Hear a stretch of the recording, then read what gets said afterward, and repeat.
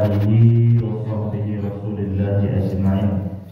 Asyhadu an la ilaha illallah wahdahu la syarika lah wa asyhadu anna Muhammadan abduhu bi akmal LCMA. Pada Ustaz kita.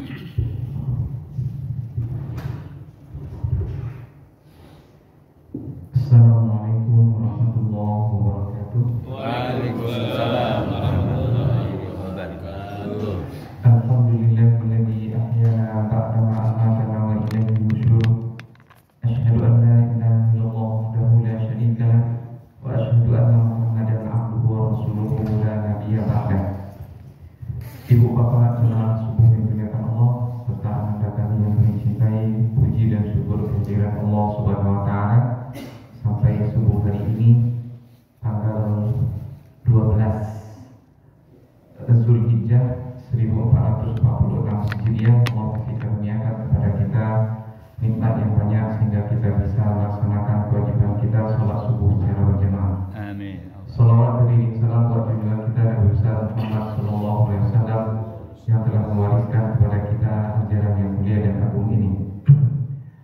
Ibu bapak yang dimuliakan Allah, saya dulu pernah hadir di sini 5 tahun yang lalu ya, pas COVID lagi merebak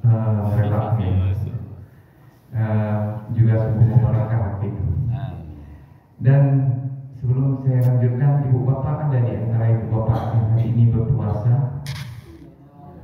Kenapa tidak ada puasa? Masih raya. Jadi tidak ada di antara kita yang puasa hari ini karena memang Allah SWT tidak mengizinkan kita puasa. Justru pada hari ini kita disuruh makan dan minum.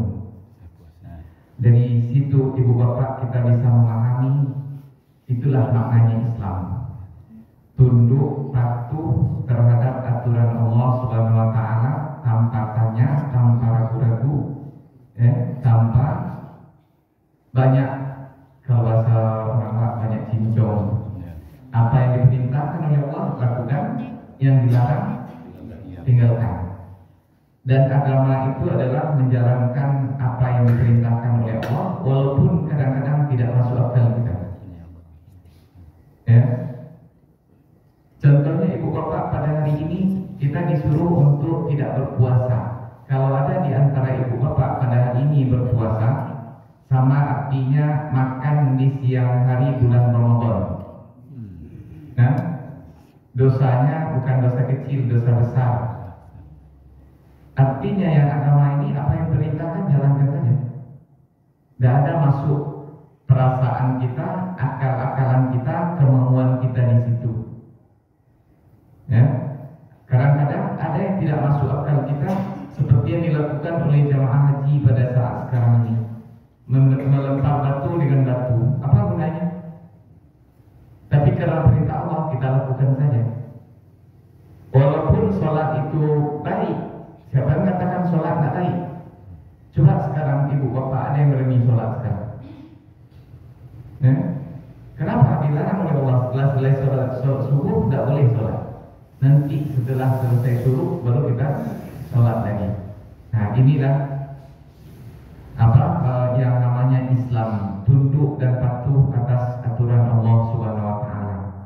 Kalau atas dasar ini kita melaksanakan ibadah, melaksanakan agama ini, maka apapun yang kita lakukan kita akan merasa senang, bahagia, tentram.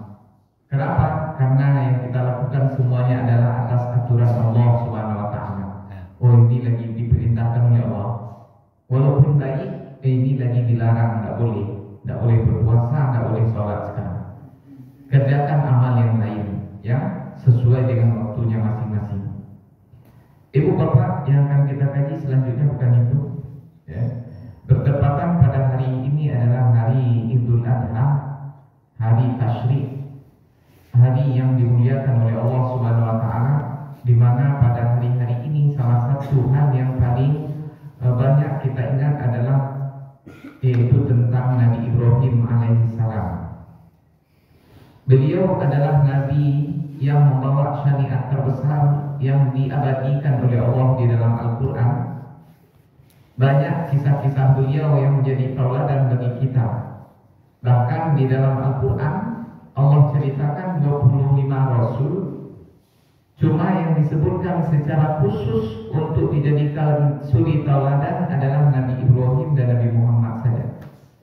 Seluruh Nabi dari Nabi Adam sampai Nabi Muhammad suri tauladan kita.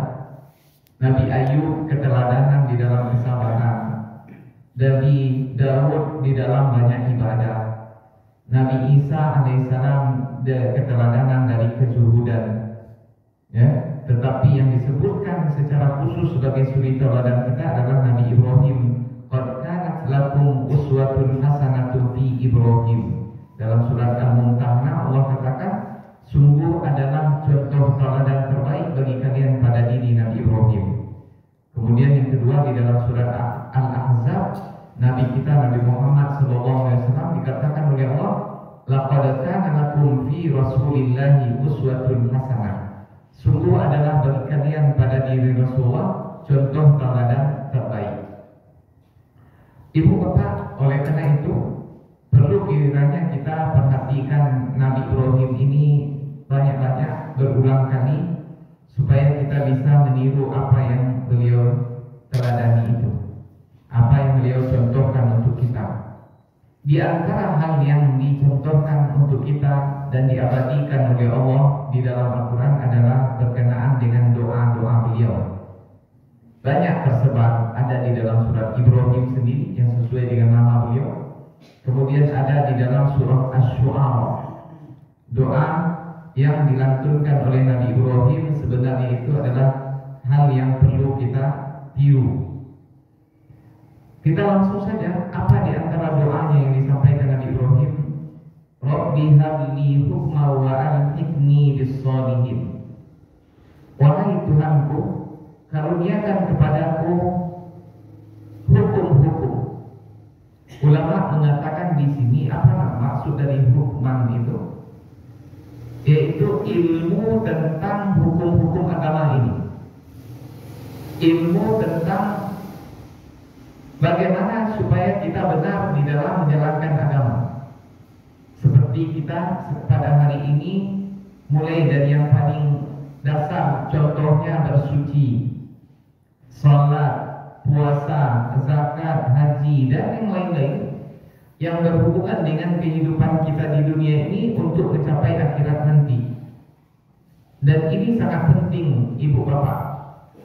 Barangkali bagi kita yang sudah menjalankannya secara biasa sehari-hari menjadi perkara yang seolah-olah sepele, padahal itu adalah perkara besar. Contoh umpamanya berwudu saja. Kalau kita tidak tahu cara berwudu yang benar, maka otomatis sholat kita juga tak benar. Dan betapa banyak di antara kita selagi kaum muslimin, sekalipun kaum muslimin yang masih belum tahu cara bagaimana wudu yang benar, apalagi sholat begitu.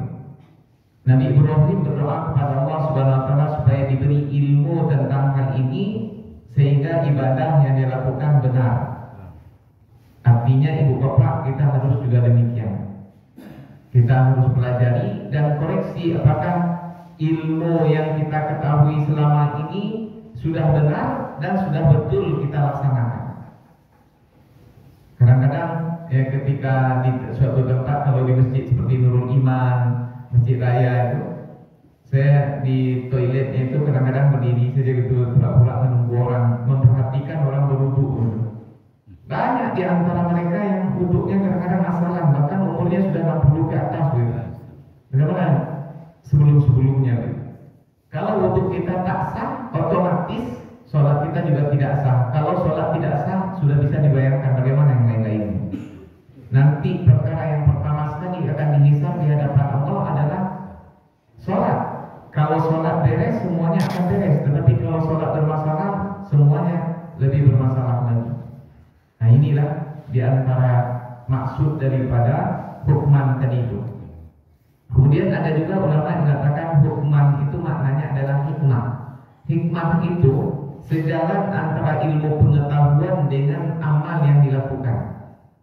Kan kadang-kadang ada kita bertemu orang ilmunya setinggi langit kayak ini, tapi amalnya kok begitu. Nah, Nabi Ibrahim memohon kepada Allah supaya diberi hikmah tadi itu, amal yang dia lakukan sesuai dengan ilmu yang dia ketahui, dan dia mampu melaksanakan ilmunya tadi itu. Selanjutnya Nabi Ibrahim berdoa, wa alhiqni bis-sholihin, gabungkan aku kepada orang-orang soleh. Kalau kita perhatikan makna dari belakang ini, banyak sekali yang bisa kita ambil hikmahnya atau pelajaran. Pertama, ibu bapak, Nabi Ibrahim ini adalah seorang rasul. Di dalam Al-Quran ayat yang lain, surah An-Nisa, Allah mengatakan, wa may yuti'illaha war rasula fa ulaika ma'al ladzina an'ama Allahu 'alaihim minan nabiyyin was-siddiqin wasyuhada'i was-sholihin. Orang yang taat kepada Allah dan Rasul, mereka itu adalah orang-orang yang diberi oleh Allah, bersama orang-orang yang diberi oleh Allah nikmat. Siapa mereka? Nabi. Orang-orang siddiq. Siddiq itu seperti Abu Bakar, ya, sehingga digelari siddiq, orang yang benar. Derajatnya derajat di bawah Rasul, di bawah Nabi. Kemudian syuhada, di bawahnya lagi, orang yang mati syahid di dalam peperangan seperti Hamzah bin Abdul Muttalib. Kemudian baru derajat paling bawah sholihin, dan ini mayoritas orang-orang soleh. Ya, jadi Nabi dulu, siddiq, syuhada, sholihin. Derajat sholihin ini, ya, semua Nabi soleh, seluruh orang siddiq pasti soleh, syuhada pasti soleh. Tapi orang soleh ini belum tentu dia syuhada, belum tentu dia siddiqin, belum tentu dia nabi. Nabi Ibrahim pada derajatnya paling tinggi, dia minta seolah turun ke bawah. Kok demikian? Ya, seharusnya kan dia berdoa, wa alhiqni bin nabiyyin, gabungkanlah aku kepada para nabi. Di antara hikmah yang bisa kita dapatkan, ibu bapak, pertama menunjukkan ketawaduan Nabi Ibrahim. Mayoritas orang nanti di dalam surga itu adalah orang-orang soleh. Gabungkan aku kepada orang-orang yang banyak, ya Allah. Surga walaupun indah dan nikmat, kalau kita sedikit di dalamnya, sepi juga. Ya, kita berbahagia itu karena banyak orang di sekitar kita. Kenapa orang suka datang ke kota? Karena banyak orang. Coba ibu bapak bayangkan saja nanti pergi jalan-jalan ke Transmart sana. Pas sampai di sana kita saja sendiri, mau masuk. Tidak ada orang lain. Yang ada cuma pengawal penjualnya saja. Pengunjung yang lain tidak ada. Kita saja sendiri. Ya, jangankan sendiri, sedikit saja orang tak asik. Sebentar kita sudah pulang, sepi ya, kayak di hutan. Kemudian dengan banyaknya orang itu kita merasa senang. Kita datang ke masjid ini, ya, kenapa? Karena banyak orang. Coba sendiri saja kita malas dari sholatnya di rumah sendiri, tidak ada orang lain. Semakin ramai orang di masjid, semakin senang kita. Ya, dan begitu juga ibu bapak. Coba makan enak-enak. Coba minta masuk ke ke Lamongan, lalu ditaruh makan banyak. Tapi kita sendiri saja atau berdua, nggak asik. Tapi kalau berkumpul seluruh keluarga, kalau semua makan cita, lama. Bahkan sekalipun makanan kita sederhana saja. Saya pernah merasakan begitu. Waktu saya sekolah di Tawalib dulu, ada teman saya bawa ubi kayu dulu. Kemudian makan ramai-ramai, dapat sepotong kecil segini. Saya bilang, di mana orang jual ubi kayu seenak ini ya? Nah, ada pernah saya merasakan ubi kayu seenak itu. Saya pulang, dibikinkan oleh ibu saya. Tidak seenak ini gitu. Kata ibu saya, coba bawa ke asrama kan, makan dengan kawan-kawan. Oh iya, berubah rasanya jadi enak. Saya pernah pulang, jadi petugas haji, itu makanannya banyak sekali. Tapi waktu itu saya bertiga saya makan. Justru ketika makan itu ngeli mata, ya Allah. Makanan sebanyak ini kita bertiga saja cuma. Ada kambing guling, ayam guling, segala guling-guling. Nah, yang terbanyak sama saya kawan-kawan saya di masjid. Kalau ini bersama kawan-kawan kan enak. Nah, kira-kira seperti itulah. Kebersamaan itulah yang membawa kenikmatan. Kemudian ibu bapak, Bergaul dengan orang-orang soleh inilah yang akan menjaga keistiqomahan kita di dalam ketaatan. Salah satu yang penunjang supaya kita tetap dalam ketaatan kepada Allah ketika kita mau bergabung dengan orang soleh. Semakin banyak kita bergaul dengan orang soleh, semakin istiqomah kita dalam kebenaran. Contoh ibu bapak dalam bulan Ramadan, kenapa kita semangat untuk beribadah? Karena seluruh orang melakukan hal yang sama. Orang seluruhnya berpuasa, seluruhnya baca Quran, seluruhnya melakukan ketaatan. Datang Idul Fitri, stop dia langsung. Kenapa? Orang juga tidak ramai lagi, kita-kita saja. Maka semakin banyak orang yang melakukan ketaatan, semakin kita terbawa pula kepada melakukan hal yang sama. Dan sebaliknya, oleh karena itu gabungkan aku kepada orang-orang soleh. Makanya ibu bapak sehari semalam sekurang-kurangnya kita 5 kali berkumpul di masjid ini. Sekali seminggu lebih besar lagi dalam Jumat. 2 kali setahun lebih besar lagi ketika Idul Fitri dan Idul Adha. Sekali seumur hidup sekurang-kurangnya kita berkumpul di padang Arafah. Kenapa lebih ramai di situ? Gabungkan diri kita kepada orang-orang soleh. Jangan menyendiri, jangan mengasingkan diri. Kata Allah, kata Rasulullah, asyaitonu ma'al wahid wa ma'al isnin ab'ad. Setan itu bersama orang yang sendirian. Kalau sudah berdua lebih jauh, bertiga lebih jauh lagi. Semakin banyak, semakin jauh. Kenapa ibu bapak ketika kita berkumpul dengan orang-orang soleh seperti ini, tidak akan mungkin ada di antara kita mau melakukan maksiat di sini. Tapi kalau kita sendiri-sendirian mungkin saja. Tidak jauh dari pandangan orang. Kalau kita bersama dengan orang lain, apalagi orang-orang itu adalah orang soleh, tidak akan mungkin kita melakukan kemaksiatan. Justru yang terdorong kita lakukan adalah kebaikan-kebaikan. Dan tadi kita sholat maghrib itu, ibu tuh puasa ternyata hari Senin. Nah besok kita puasa belas hari Kamis. Ketika kita datang ke masjid bingung-bingung saja, orang baca Quran, kita ambil pula mushaf, kita baca pula Quran. Orang di samping kita umat kami, kita tadi bingung saja, ikutlah kita jadi. Nah inilah ya doa Nabi Ibrahim, gabungkan aku kepada orang-orang soleh. Kemudian seterusnya ibu bapak, apa doanya Nabi Ibrahim? Waj'alni lisana sidqin fil akhirin. Jadikan aku buat tutur kata yang baik bagi orang yang datang sesudahku. Apa gunanya ini? Pertama terlebih dahulu, doa Nabi Ibrahim ini dikabulkan oleh Allah. Sehingga apa yang kita lakukan hari ini mayoritasnya adalah peninggalan Nabi Ibrahim. Millata abikum Ibrahim, ikutilah millah ajaran agama bapak kalian Ibrahim. Bahkan Nabi Ibrahim itu kena bapak kita. Ada ibu bapak yang tahu nasabnya nyambung kepada Nabi Ibrahim? Nggak tahu kan? Yang jelas kita semua ini cucu Nabi Adam ya, Nabi Nuh ya, tapi nggak ada. Kita tahu bahwa kita keturunan Nabi Ibrahim. Tapi Allah katakan begitu, bapak kalian Ibrahim.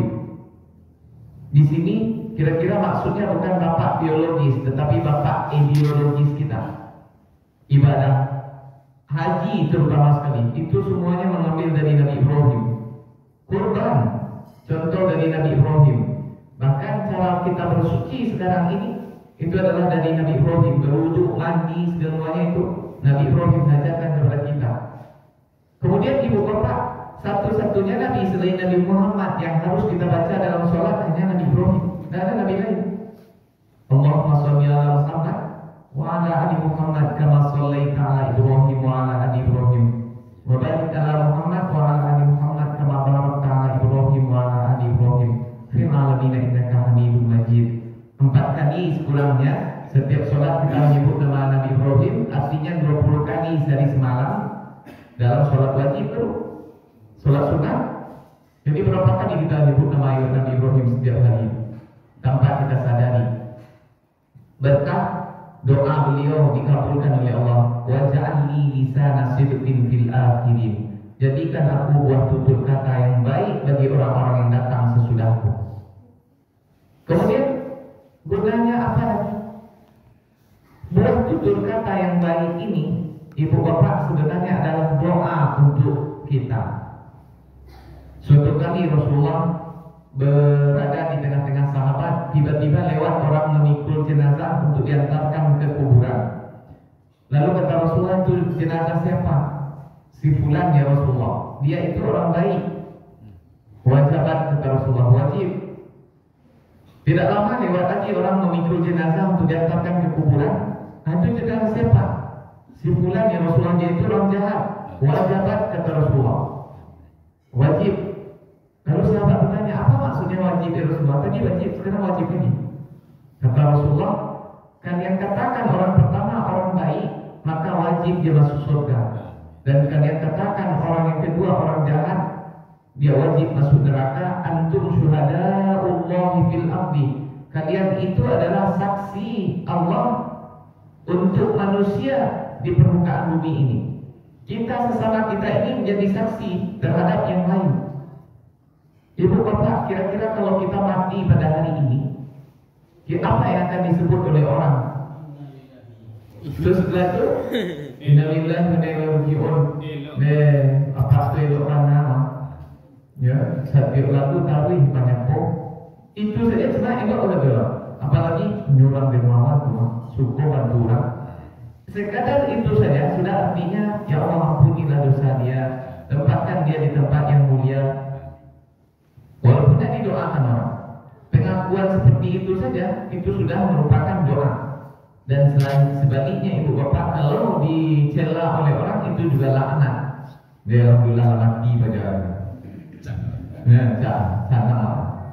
Na'udzubillah sama na'udzubillah kalau demikian. Dan ibu bapak nggak perlu, contohnya kan ada sebagian kita kalau ketika orang meninggal di atas kuburan setelah terkubur dimintakan maaf begitu. Bah, pada ibu bapak terhadap jenazah kau baik, pasti seluruh orang mengatakan baik. Coba kalau ada yang ngejek-jek, dibocah buat di telinga. Tapi apakah betul-betul seperti itu? Itu yang ada dalam hati kita. Kalau sudah balik nanti pulang ke rumah, apa cerita mereka di tengah-tengah keluarga? Bilang saja waktu pak tu hari ibu tu nak boleh.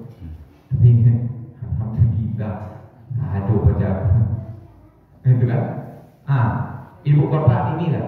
Dan ibu, bagi orang yang berbudi, nama baik ini sangat penting. Untuk apa? Untuk memelihara dirinya supaya jangan jatuh ke dalam dosa. Supaya dia tidak ada arang yang tercoreng di keningnya. Dan arang yang tercoreng di kening itu akan membawa dampak untuk pribadinya, nenek moyangnya ke atas, dan anak cucunya ke bawah.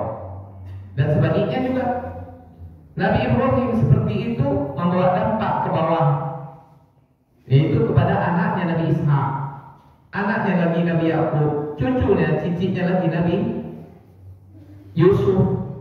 Ketika Nabi Yusuf digoda oleh Zulaikha, apa kata Allah? Laula arwa'ahu burhana rabbi. Andaikan kalau dia tidak melihat burhan, bukti dari Tuhannya, pasti dia jatuh kepada perbuatan keji itu. Kata ulama, apa burhan itu? Diperlihatkan oleh Allah kepada beliau wajah ayahnya Nabi Yakub, kakeknya Nabi Ishak, buyutnya Nabi Ibrahim. Yusuf, engkau ini anak orang mulia, cucu orang mulia, cicit orang mulia. Masa kamu tergoda dengan hal ini? Tak bergerak sedikit pun Nabi Yusuf dengan godaan Zulaikha dan perempuan-perempuan Mesir. Inilah gunanya ibu bapak, supaya kita memelihara, gunanya kita memelihara nama baik kita. Jangan sampai jatuh kepada maksiat, dosa-dosa. Menjaga nama baik nenek moyang kita ke atas, pribadi kita dan anak cucu kita ke bawah. Anak siapa tuh? Anak sianu. Tapi kan kakeknya dulu orang Hindu tuh cuma. Cucu siapa? Cucu sianu. Oh iya, cantik. Tapi cuma siapa? Inyaknya dulu ada di rumah. Ya kan? Coba ibu bapak bayangkan sekarang umpamanya lewat ada di tengah-tengah kita sekarang cucu Buya Hamka, cicit Buya Hamka. Oh, cicit Buya Hamka tuh ya. Sekalipun dia bukan orang soleh, bukan orang alim pula, tetapi karena dia cucu cicitnya Buya Hamka. Tapi coba ada cicitnya anak cucunya DNA di masjid tuh, mana baca orang ini sembahyang ya. Seperti itu kan? sekalipun dia mungkin tidak jahat dia, tapi itulah gunanya. Waja'alni lisana sidqin fil akhirin. Ketika Nabi Ibrahim berdoa seperti itu, tentu saja diikuti dengan perbuatan mulia sehingga pantas untuk disebutkan bagi orang belakangan. Makanya Nabi Ibrahim diuji oleh Allah dengan ujian yang banyak dan beliau lolos seluruhnya dengan nilai terbaik. Ibarat kalau bahasa kita sekarang nilainya A+ semuanya. Seluruh mata kuliah lulus dengan A+, terhormat. Nggak ada satupun yang gagal. Jangankan gagal, nilai B saja tidak ada. Ya. Selanjutnya waja'alni min warasati jannatin na'im. Jadikanlah aku di antara orang yang mewarisi surga yang penuh kenikmatan. Ibu bapak, bahasanya mewarisi. Warisan itu ada harta milik seseorang, kemudian orang ini mati, pindah kepada ahli warisnya. Seorang bapak meninggal, pindah hartanya kepada anak-anak di bawahnya. Kalau tidak ada saudaranya, istrinya. Jadi jadikan aku pewaris surga Jannatul Naim, seolah-olah surga ini ada pemiliknya mati, pergi. Lalu kita yang mengambilnya. Apa maksudnya? Rasulullah SAW mengatakan dalam hadisnya bahwa setiap orang itu sudah dikapling oleh Allah, diberi jatah oleh Allah, ada kaplingnya di surga, ada kaplingnya di neraka. Nah sekarang kita silakan pilih mau kapling yang sebelah mana. Ibu bapak mau pikir kapling mana? Pasti jawabannya surga kan? Dan penduduk dunia pada hari ini konon kabarnya sudah lebih dari 8 miliar. 8 miliar itu ibu bapak 8.000 juta. Yang banyak itu. Yang berkumpul di Makkah itu waktu haji segitu banyaknya, katanya cuma paling 5 juta. Nah, 8 miliar tersebar di seluruh dunia.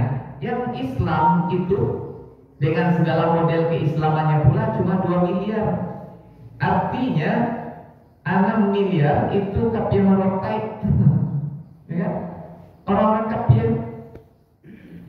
selain Allah yang mereka sembah seluruhnya.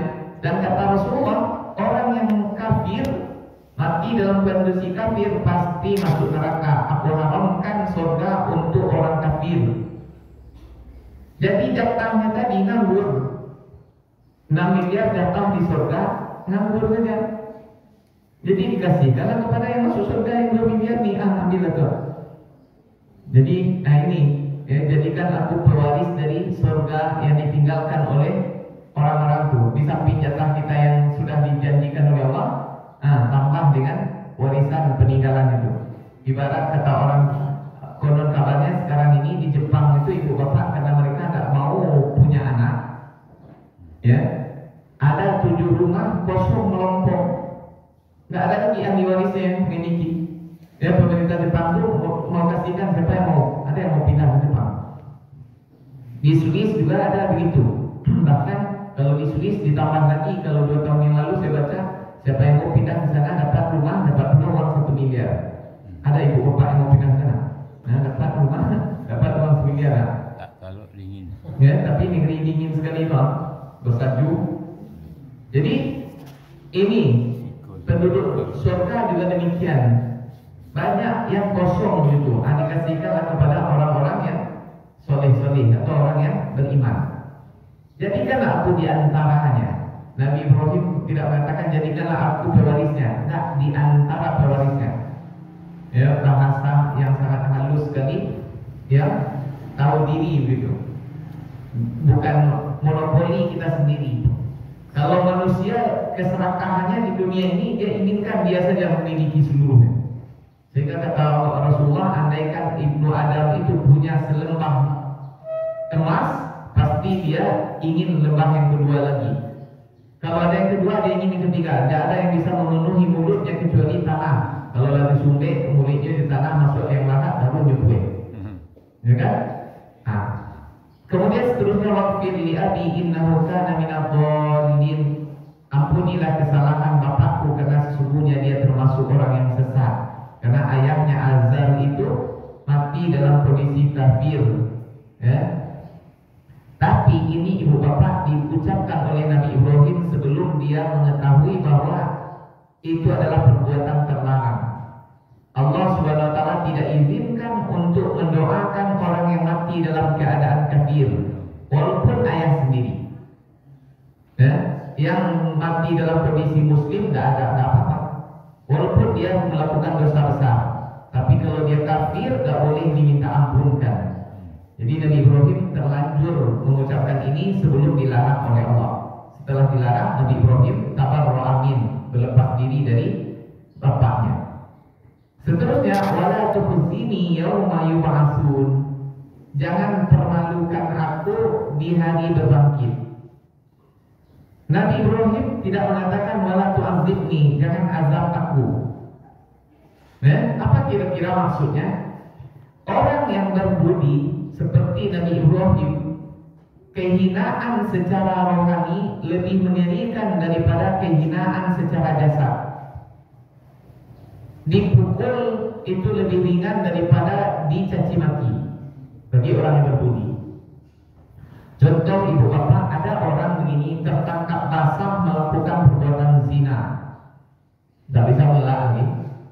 Kemudian kata orang yang menangkap itu, pilih dua, saya permalukan, saya sebarkan di Instagram, di Facebook, di Twitter, di WhatsApp, atau saya cambuk 100 kali. Orang yang berbudi tanpa pikir-pikir pasti dia memilih, saya lebih baik dicambuk 100 kali daripada dipermalukan. Kira-kira seperti itulah. Ya Allah, jangan permalukan aku di hari kiamat nanti dengan mempertontonkan dosaku di hadapan manusia. Tutupi dosa-dosaku ya Allah, maafkan. Ibu bapak, di dunia ini saja kita melakukan perbuatan salah sedikit saja diketahui oleh orang, malu tak tanggung-tanggung. Seumur hidup mungkin tak lupa. Itu bagi orang berbudi. Tetapi kalau bagi orang tak berbudi, ibu bapak, tidak ada imannya, tidak ada rasa malunya, sudah jelas-jelas dia melakukan perbuatan hina itu. Bahkan ada videonya tersebar, cengar-cengir kau. Masuk dia penjara, keluar dari penjara dikalungkan pulau enggak. Nah, la haula wa quwwata illa billah. Pakai rompi orange dia, cengar-cengir kau begitu. Kenapa? Karena dia tidak ada rasa malunya. Ilam tastahi fasna masyikta, kata Rasulullah. Kalau tidak ada rasa malu, lakukanlah apa yang kalian inginkan. Ini di dunia. Kenapa? Bagi orang yang tidak beriman, tidak ada budinya, yang penting bagi dia adalah kesenangan jasmani. Piti banyak, hidup mewah, bisa jalan-jalan ke kemari. Walaupun kita dihinakan orang, memangnya dia pikirin seperti anak-anak sini. Tidak peduli, tidak ada. Kecil orang juga tidak ada. La haula wa quwwata illa billah. Tapi bagi orang berbudi, biarlah hidup sederhana saja, asalkan nama baiknya tidak tercoreng. Ya, ibu bapak, apalagi di hadapan Allah nanti. Sebenarnya orang yang terhinakan nanti, sebenarnya dia adalah orang yang diazab. Makanya kan di akhir surah Ali Imran itu kan kita berdoa, Rabbana innaka man tudkhilin nar faqad akhzaita. Ya Tuhan kami, sesungguhnya orang yang Engkau masukkan ke dalam api neraka itulah orang yang Engkau hinakan. Maka jangan hinakan kami ya Allah dengan azaban secara jasmani maupun rohani. Tetapi orang-orang yang berbudi, dia lebih dahulu memperhatikan jangan sampai rohaninya yang tersiksa, baru nanti jasadnya. Yauma la yanfa'u malu wala banun, di hari tidak bermanfaat lagi harta dan anak-anak. Tidak ada gunanya harta yang banyak bermiliar-miliar, bertriliun itu, walaupun 300 triliun, 270 triliun, tidak akan bermanfaat di hadapan malaikat Zabaniyah, malaikat Maliku. Tidak bisa disogok-sogok. Nah, kalau di sekarang bisa lah KPK disogok, bisa di jaksa disogok, 300 triliun. 300 miliar setelah bapak ya, biar pak. Kalau di situ, 2 miliar, situ 1 miliar, diam pak tuh. Tapi malaikat Zabaniyah dengan malaikat Malik, nah tuh bunuh dia tuh. Yang tidak ada rasa kasih sayang di dalam hatinya sedikit pun. Yauma la yanfa'u malu wala banun. Anak-anak pun banyak di dunia ini. 12 12 anaknya, berapa anaknya, tidak ada manfaat nanti di akhirat, bahkan jadi musuh. Al-akhillau yawma idin ba'duhum li ba'din aduun illal muttaqin. Orang yang konco pelangkin waktu di dunia saling bermusuhan pada hari itu kecuali orang-orang bertakwa. Yauma yafirrul mar'u min akhihi wa ummihi wa abihi wa sahibatihi wa banihi likulli imri'in minhum yawma idin sya'nun yughni. Di hari itu kabur setiap orang dari saudaranya, dari ibunya, ayahnya, pasangan hidupnya, istrinya dan anak-anaknya. Setiap orang sibuk dengan urusan mereka masing-masing.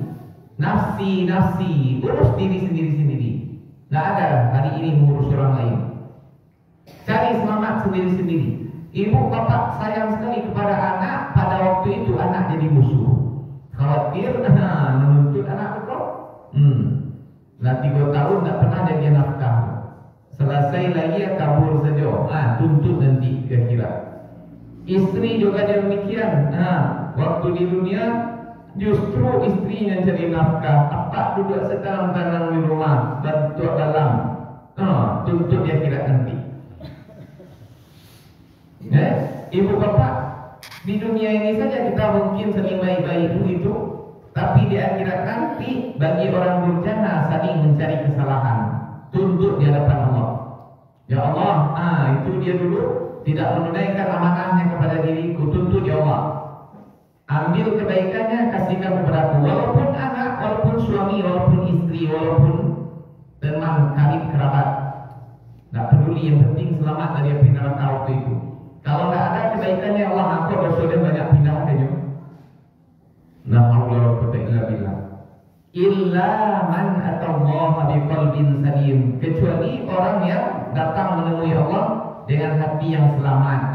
Ini baru tidak akan melakukan perbuatan durjana ini di akhirat nanti.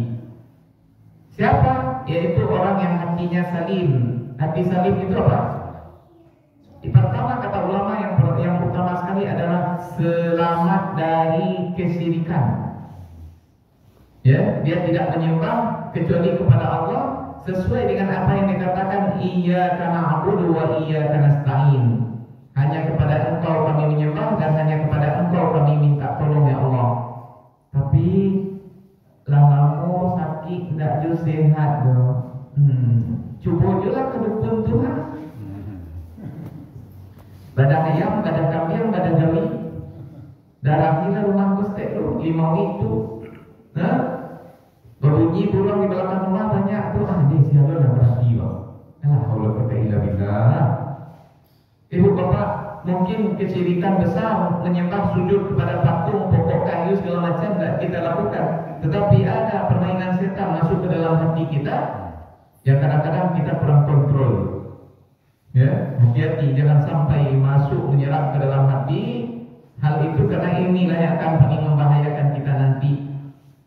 Ya, bahwa innallaha la yaghfiru an yushraka bihi wa yaghfiru ma duna dzalika liman yasha. Sesungguhnya Allah tidak akan mengampuni dosa syirik dan mengampuni dosa selain itu bagi orang yang dikehendakinya. Dosa sebanyak apapun insya Allah diampuni oleh Allah, walaupun harus lewat neraka dulu. Kecuali kalau syirik tidak ada ampunnya, selama-lamanya dalam neraka.